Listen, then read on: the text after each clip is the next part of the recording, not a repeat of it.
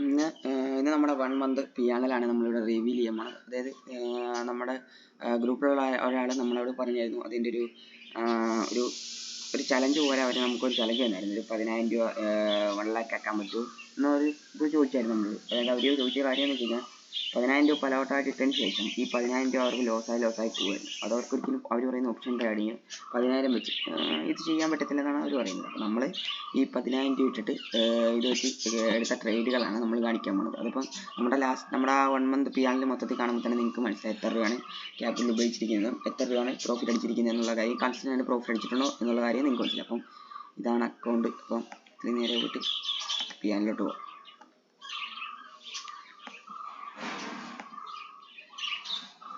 ഇതിൽ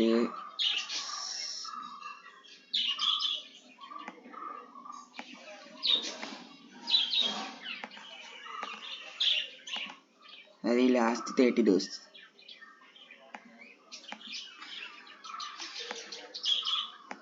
ലാസ്റ്റ് 30 ഡേയ്സിലാണ് നമ്മളിപ്പോൾ എടുക്കുന്നത്.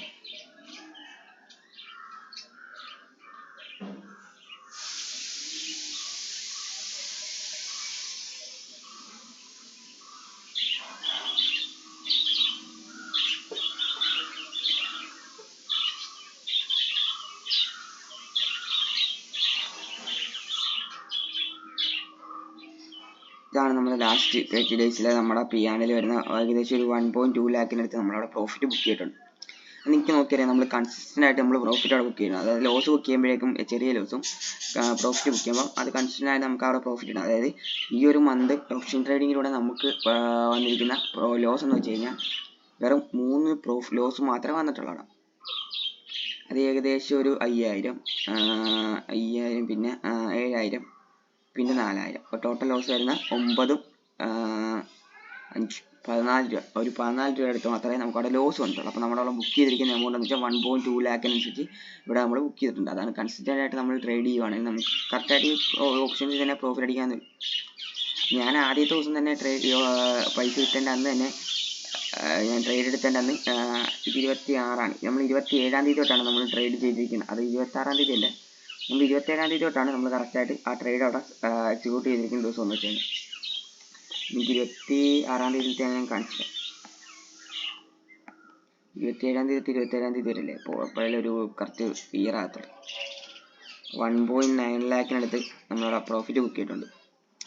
അത് ആ ഒരു 27-ാം തീയതി തൊട്ടാണ് നമ്മൾ കറക്റ്റ് ചെയ്തത്. അതാണ് ഞാൻ കറക്റ്റ് 27-ാം തീയതി തന്നെ ഇത് പിയാനോ റിവീലിംഗ് ചെയ്തതിൻ്റെ കാര്യത. 1.2 ലാക്കിനടുത്ത് നമ്മൾ നമ്മുടെ ഗ്രൂപ്പിലുള്ളവർ ഇതേപോലെ തന്നെ കറക്റ്റായിട്ട് ഫോളോ ചെയ്ത് അവരും പ്രോഫിറ്റബിൾ ആയിട്ട് വന്നിട്ടുണ്ട് ഇപ്പോൾ. അപ്പം ഇതേപോലെ ചെറിയ ട്രേഡ്, അതായത് ഞാൻ എടുത്ത ട്രേഡ് നിങ്ങൾക്ക് കാണിച്ചു തരാം.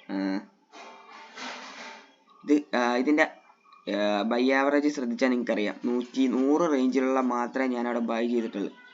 100 130 റേഞ്ചിലുള്ള മാത്രമേ ബൈ ചെയ്തിട്ടുള്ളൂ. അതായത് 500-ഉം 400-ഉം ഈ സാധാ ആൾക്കാരടിക്കുന്ന പോലെ തന്നെ 500 400 ഒന്നുമല്ല, 100 റേഞ്ചിലുള്ള മാത്രമേ ഞാൻ ബൈ ചെയ്തിട്ടുള്ളൂ. അത് ഈ 100 എടുത്ത് 113 എടുത്ത് 120 വിറ്റ് സ്കാൽപ്പ് ചെയ്യുമല്ല, ലോങ് ഡേവിലൊക്കെ പിടിച്ച് തന്നെ നമ്മൾ അതെല്ലാം ചെയ്തിരിക്കുന്നത്. അതായത് 113 എടുത്ത് 152 വിറ്റ് അങ്ങനെയൊക്കെയാണ് നമ്മൾ ചെയ്തത്. ഇത് ചെറിയ സ്കാൽപ്പ് ചെയ്തെന്ന് വെച്ച് കഴിഞ്ഞാൽ അത് എന്തോ ഒരു റിവേഴ്സിൽ വന്നപ്പോൾ അങ്ങനെ ഞാൻ എക്സിറ്റ് അടിച്ചിറങ്ങി. അല്ലാത്ത എല്ലാം നോക്കുവാണെങ്കിൽ തന്നെ നിങ്ങൾക്ക് ആ ഒരു കൺസെപ്റ്റ് നിങ്ങൾക്ക് മനസ്സിലാവും. അതായത് ഇതണ്ട 103 മേടിച്ച സാധനം 99 എൻ്റെ സ്റ്റോപ്പ് ലോസ് ഇട്ടത്. അതായത് ചെറിയ സ്റ്റോപ്പ് ലോസ് ഒക്കെ വെച്ചായിരിക്കും ഞാൻ അവിടെ എൻ്റർ ചെയ്യുന്നത്. 100 മേടിച്ചത് 115 വിറ്റു.